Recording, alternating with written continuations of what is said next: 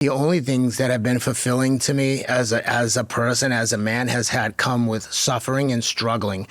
Getting sober, being a dad is not easy. That comes with struggle. And people could say, like, some people seem to be on a friggin' pleasure cruise and they're just like, I'm the best dad and I love it. And they look like they're doing it right. And I'm like, I'm jealous, because to me it takes work. Like, my default setting sometimes is to be selfish and lazy. I'm like, the kids will be like, on a Saturday afternoon, I did my run, I'm hanging. Sometimes, after a long week, I'm like, I know. My wife will be like, you're just wasting time in your office. I'm like, I'm not wasting time in my office. I'm doing what I want to do. Nothing. I want to peruse the internet, look at Twitter and be lazy. And the kids are like, Dad, let's throw passes, let's run routes. And 9 times out of 10, I'll be like, yes. Once in a while, I'll be like, guys, I'm sorry. I have got to just sit here and be like, quiet. I'm on full speed all the time. I don't want to be. Yeah. That's the only speed that I have found that I can be successful at. When I tried having balance and doing the things that I wanted to do and left to my own devices, I found drugs as a way to cope with the emptiness and the void that was missing in my life, which was having a worthwhile endeavor. So left to my own devices, I never found peace.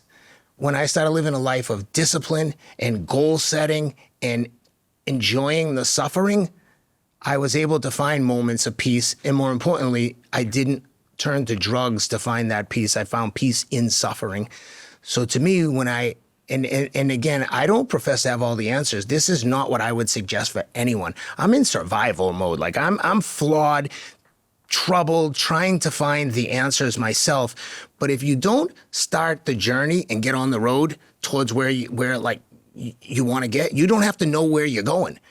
But it all starts with discipline and hard work. You're not going to get to where the easy road never pays well. And the road to heaven can feel like hell, and the road to hell always feels like heaven in the beginning. Yeah. But where they end are very different.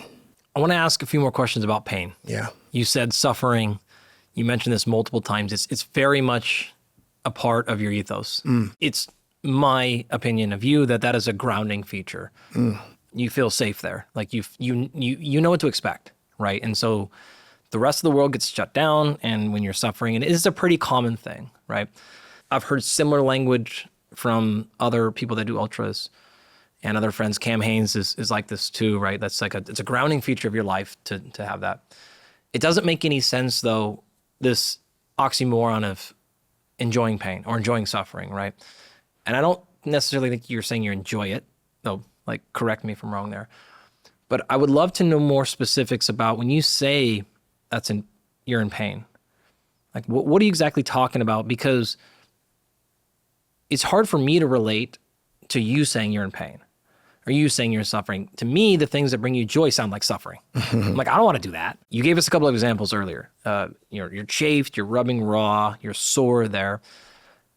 When you are in a race, whether it's Mongolia or your Ironman or any of the other ones you've done, when do you start hurting? And what does that hurt feel like to you when you're saying you're suffering? When I'm suffering in a race, it's like I'm really depleted, and it feels like I don't know if I can keep going, but I'm going to keep pushing. Now, there's a difference where you're like, okay, obviously, if I sprint as fast as I can the first mile in a marathon, that's not sustainable. But I want to get to the point where I'm as uncomfortable as I can possibly be with the pace and still think there's a chance I can make it to the finish line. Because I can't run fast in a marathon, relatively speaking, if I don't start running fast in the beginning. But I will tell you that if you look at any world record or anyone that's won a big marathon, they're either a negative split or very close to negative split, meaning if you run the first half, and it's something about us, we always try to convince ourselves that if I can just bank 2 or 3 minutes in the first half, I can hold on for the back half. But what I've come to realize, and what people should know, is your survival pace, where you're just trying to survive to the finish, is so much slower than your conservative pace early. Because conservatively, you're running 10, 20 seconds. Surviving, you're running a minute mile slower. So it's very difficult, and this is where you get experience, and this is where intelligence comes into play in a marathon. If you're trying to run 5:40 pace for the whole marathon, then you should be able to run 5:20 pace for the first 10 miles. But how do you rein it in and hold back when you're like, oh, I feel like I can do this at mile 1, then I can do this at mile 25. You don't know until you get there. But that's where experience comes in. But I would say that the suffering is like all encompassing. It's emotional, it's physical. You're just like, when I say emotional, I mean, you're agonizing over, am I going too fast? Am I going to make it? I'm trying to calculate everything in my brain. And then eventually, 15, 20 miles in, the brain isn't really working clearly. You're trying to calculate distance and pace. If I run 6-minute miles, and I always default to like, what's the worst case scenario? Okay, if I run 7-minute miles for the last 3 miles, that's 21 minutes. I'm at 210. Can I get to 220? And you're doing these things, and very quickly your brain stops working accurately because it's like depleted from glycogen. You're trying to balance everything from caloric intake, hydration, and in a lot of ways that is like emotionally distressing because you're like, got so much poured into this. This is the big day, and it's not fun.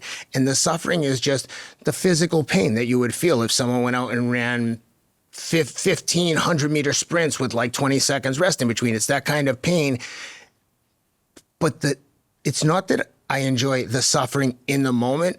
When I cross the finish line and it all ends, the relief and the euphoria that I feel is like magic. Even when you've killed yourself and you collapse at the finish and need to go to the medical tent with IVs, and there's something rewarding like that where I did it. I did every single thing that I could. I drained myself as a test of like the human spirit. And I get it. To people that aren't into that, they'd be like, this guy's an idiot. Like, why would anyone do this? I get that. I'm not talking to you. Fucking scroll on, scram. Like, I'm not trying to convert anyone. But to the people who are like-minded into this, I don't have to explain it to them. They're like, yeah, there's something magical about testing the human limits and the spirit. And like I said, I can tell you, when I didn't have this mentality, when I was happy to be comfortable all the time and I was making money, and you know what? To find the void that this provides for me, suffering provides for me, I found that in drugs. I found the euphoric feeling that I liked in getting high on opioids, where I was like, yeah, man, nothing bothers me right now, because I'm using those drugs to mask some pain and unresolved trauma in my life. And guess what? Prior to the drugs, I had this trauma that was unresolved, and I'm in a hole. When I take the drugs, the hole gets a little deeper. And the first thing you have to do to fix this is, number 1, stop digging. And number 2, start addressing, why am I using drugs? Fucking happy, healthy people don't do drugs.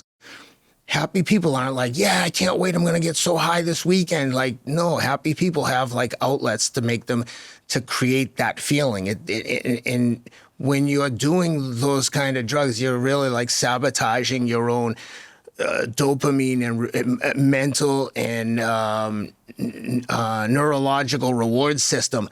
Nothing in life makes you as happy as some of these drugs. It's completely unnatural to get this huge spike in dopamine and serotonin and all the things that go along with it. And all you're doing is like completely effing this system up, so it's completely haywire. So now the feeling that you're trying to get of like sitting on, the best vacation I ever took was in Bora Bora with my wife, one of those overwater huts, and it's gorgeous, and you're sitting there and you're like, this is it, man, this is heaven. That feeling is kind of like what drugs provide to a certain extent. The problem is when you've hijacked your system with this artificial reward system, whenever you want it, like, oh, it's raining and it's Sunday, you know what, let me get high. Oh, I'm in the happiest mood ever. Now your system, when you get off the drugs and you get to Bora Bora again, you're like, everything's dulled. Nothing's the same. And, you can't explain this to someone until they've experienced it. And if people can learn anything from my experiences, like, don't get into that position in the first place, because of all the things I've won, getting sober is by far my proudest accomplishment, because it was so hard. It would have been so much easier to just keep doing what I was doing. But that 2, 3, 4 week period of like getting those drugs out of my system and getting back to a baseline of like, acceptable mood where I wasn't manic, depressed, and suicidal was hell on earth. It was so bad that I put it off for 10 years by continuing the addiction. And I was never like using drugs thinking like, this is awesome, I found my answer. I was always like, dude, I have got to get sober. But I was too weak to deal with the consequences of withdrawals and detox. And eventually, when I started running as a form of penance to deal with my withdrawals, and like I was like, I'll fucking kill myself running because I want to be dead anyway. I don't want to live like this. I eventually got better at running, and then thank God I found suffering as my salvation and a way to cope with the feelings that kind of drugs provided for me. I found a worthy cause in suffering. And again, to someone who hasn't gone through this and doesn't understand, they'll never understand. I'm not trying to convince you of my way of life. If you enjoyed this clip, you can watch the full episode by clicking here.